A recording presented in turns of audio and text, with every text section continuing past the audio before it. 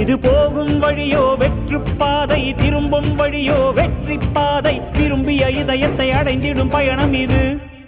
கடல் தாண்டும் பறவைக்கெல்லாம் வழியில் மரங்கள் கிடையாது, ஆனாலும் கண்டம் தாண்டும் சிறகுகள் வலிக்காது. மலையேறும் எறும்பின் கால்கள் வெயிலை மிதித்து உடையாது, மனதோடு காதல் வந்தால் மனிதா தடையேது.